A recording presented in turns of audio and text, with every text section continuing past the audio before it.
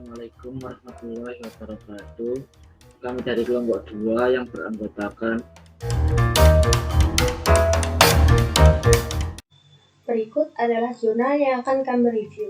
Yang pertama adalah jurnal dengan judul Analisa Perbandingan Perilaku Struktur pada Gedung dengan Variasi Bentuk Penampang Kolom Beton Berulang, yang ditulis oleh Rizkyan Ertanto, Dharma Giri, dan juga Dharma Putra. Jurnal ini membahas mengenai perbandingan antara standar struktur bangunan dan dampak desain suatu struktur bangunan yang telah diberikan beban.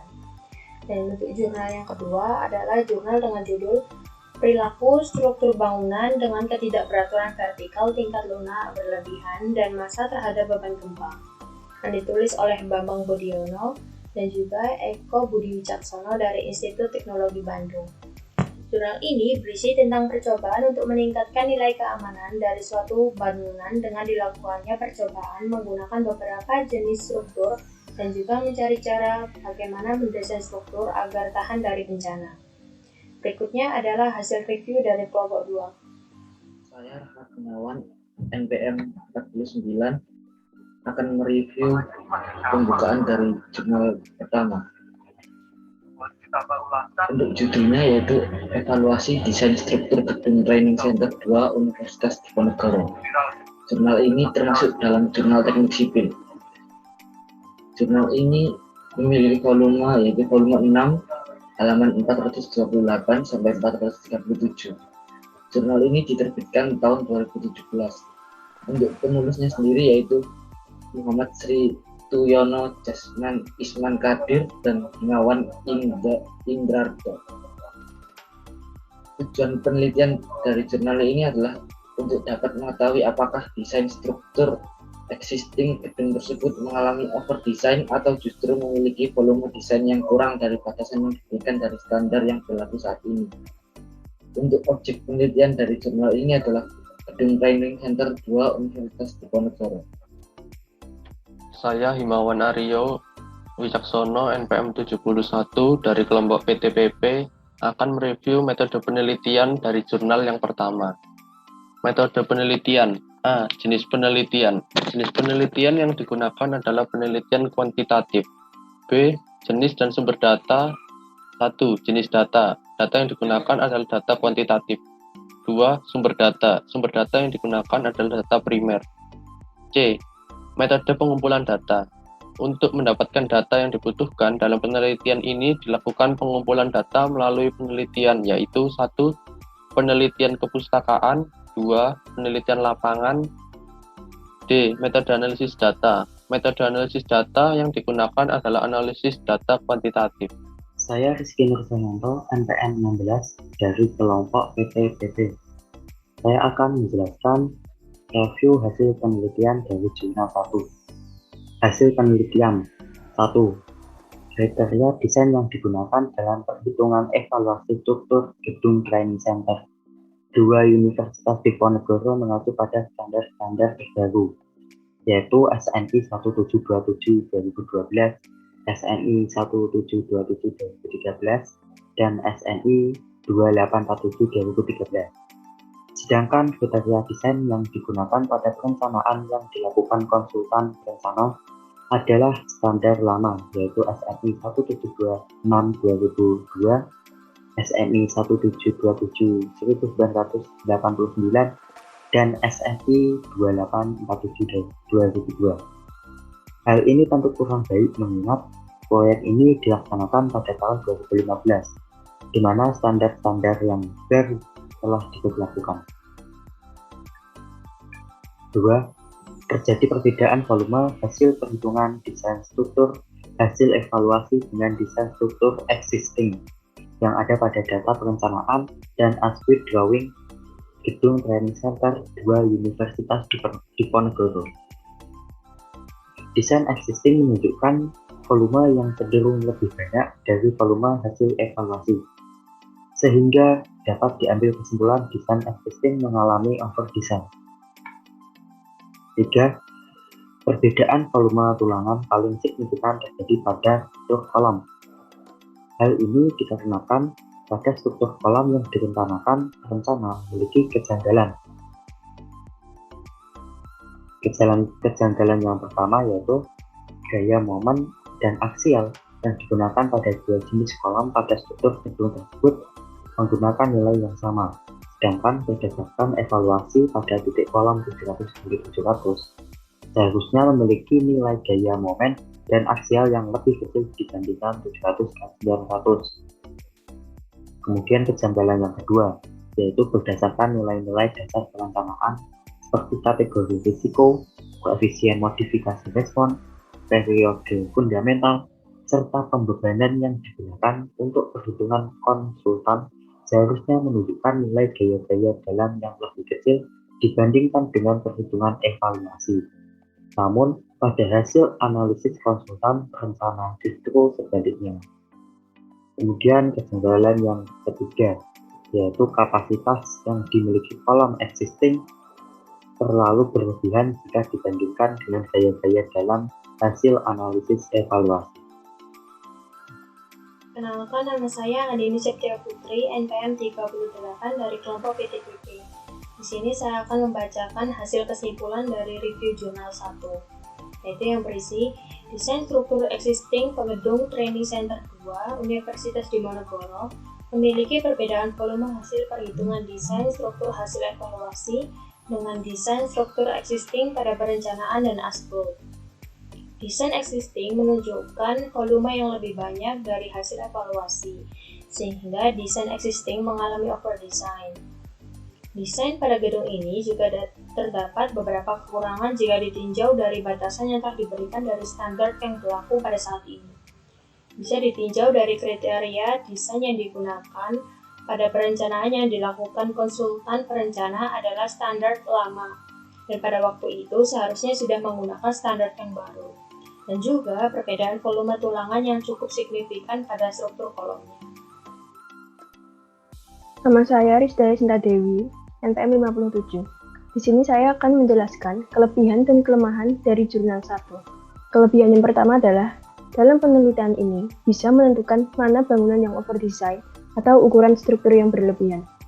Yang kedua, dapat mempertimbangkan gedung dari keefektifan, kekuatan struktur, penggunaan material, sehingga menghasilkan gedung yang kuat, aman, dan ekonomis.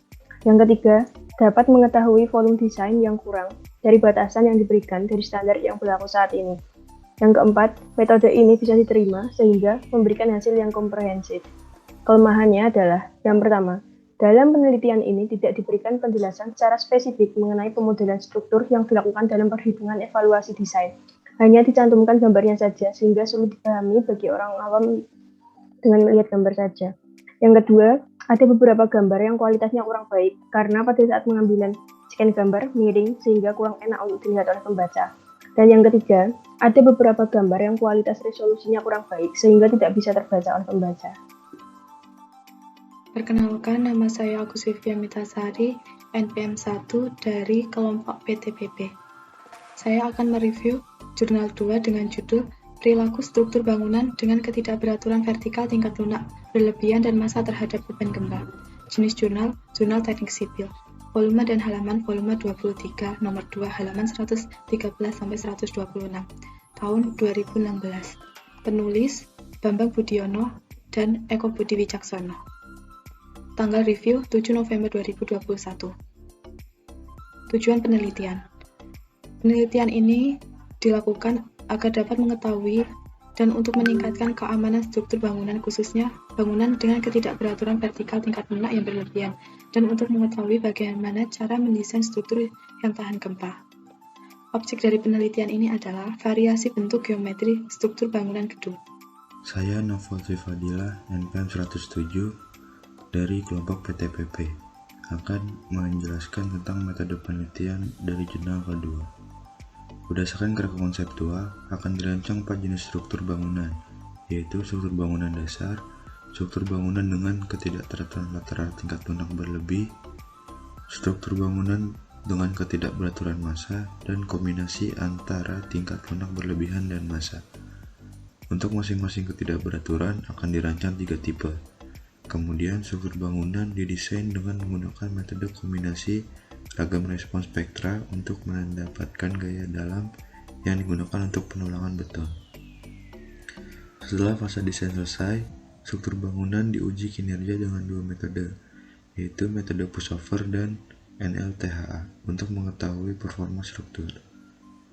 Kerangka konseptual penelitian bangunan tersebut, dari sini dibandingkan hasil antara metode pushover dan NLTHA, serta kelayakan struktur bangunan, ketidakteraturan terhadap struktur bangunan dasar, dan juga perilaku dari masing-masing struktur bangunan. Perkenalkan, nama saya Salsabila Khalida Destanti, NWM 56. Di sini saya akan memaparkan hasil penelitian dari jurnal 2. Hasil penelitian tersebut adalah 1.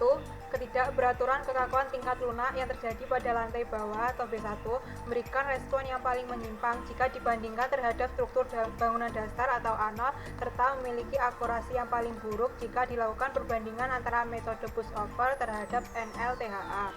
Ketidakteraturan pada lantai bawah atau B1 memiliki nilai safety paling rendah jika dibandingkan ketidakteraturan kekakuan tingkat lunak pada lantai di atas B2 dan B3. Kedua, ketidakberaturan massa pada lantai bawah, lantai tengah maupun lantai atas struktur bangunan gedung tidak memberikan pengaruh signifikan pada respon struktur meskipun massa lantai objektif dinaikkan 3 kali. Ketiga, kombinasi ketidakberaturan kekakuan tingkat lunak dan massa pada lantai D1 memberikan respon yang paling buruk dibandingkan terhadap semua struktur studi kasus. Keadaan ini menyebabkan perlu ada perhatian khusus pada proses desain jika terjadi kedua jenis ketidakberaturan dalam waktu yang bersamaan. Yang keempat, analisis kinerja struktur menggunakan analisis NLTHA memberikan nilai deformasi lateral yang hampir sama baik untuk struktur bangunan irregular maupun struktur bangunan regular atau bangunan dasar. Meskipun demikian, perbedaan respon struktur dapat berbeda secara signifikan pada respon elemen strukturnya. Yang kelima, berdasarkan hasil studi, ada beberapa penjelasan pendesainan struktur bangunan studi kasus untuk struktur bangunan dengan ketidakberaturan kekakuan tingkat lunak atau tipe B dan kombinasi kekakuan tingkat lunak dan massa atau tipe D, desain SNI 0317262012 dan SNI 0328472002 sudah memenuhi syarat. Hanya saja untuk meningkatkan keamanan struktur bangunan khusus pada struktur tipe B dan D1, balok merangkai dinding geser pada lantai yang mengalami ketidakberaturan perlu dikalikan nilai faktor kuat lebih atau ohm 0 sama dengan 2,5. Struktur bangunan dengan ketidakberaturan massa atau tipe C, desain SNI 0317262012 dan SNI 0328472002 sudah memenuhi syarat. Saya Dwi Setiawan Putra, NPM 27 dari kelompok 2 PTPP akan mereview kesimpulan untuk jurnal yang kedua. Jadi kesimpulan yang dapat diambil dari penelitian ini adalah ketidakteraturan kekakuan tingkat lunak yang terjadi pada lantai bawah memberikan respon yang paling menyimpang jika dibandingkan dengan struktur bangunan dasar, serta memiliki akurasi yang paling buruk jika dilakukan perbandingan antara metode pushover terhadap NLTHA. Ketidakberaturan pada lantai bawah memiliki nilai safety paling rendah jika dibandingkan ketidakberaturan kekakuan tingkat lunak pada lantai di atas. Ketidakberaturan massa pada seluruh tingkat lantai tidak memberikan pengaruh yang signifikan pada respon struktur massa lantai meskipun objek dinaikkan 3 kali. Kombinasi ketidakberaturan kekakuan tingkat lunak dan massa pada lantai 1 memberikan respon yang paling buruk. Nama saya Ismail Halim, NPM 109. Saya akan menjelaskan tentang kelebihan dan kelemahan jurnal yang kedua. Dan judul yaitu perilaku struktur bangunan dengan ketidakberaturan vertikal tingkat lunak berlebihan dan massa terhadap beban gempa. Kelebihan yang pertama adalah dari penelitian ini dapat mengetahui nilai safety suatu bangunan berdasarkan struktur yang digunakan. Yang kedua, dapat mengetahui cara mendesain bangunan dengan struktur yang tahan gempa. Yang ketiga, penelitian ini menjelaskan tentang perilaku struktur gedung bertulang dengan beban gempa El Centro secara mendetail.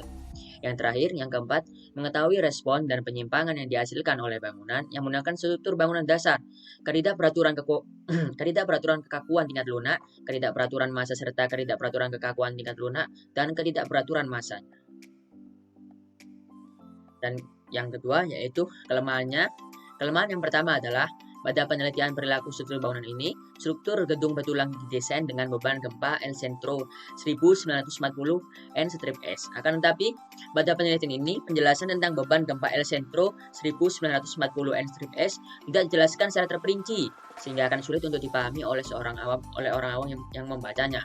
Yang kedua, pada gambar potongan model struktur yang disajikan kurang spesifik dan kurang rinci, sehingga orang awam yang membacanya akan kesulitan dalam menganalisanya. Yang terakhir, yang ketiga, terdapat beberapa gambar yang resolusinya kurang bagus sehingga sulit terbaca oleh pembaca. Sekian dari kelompok kami. Wassalamualaikum warahmatullahi wabarakatuh.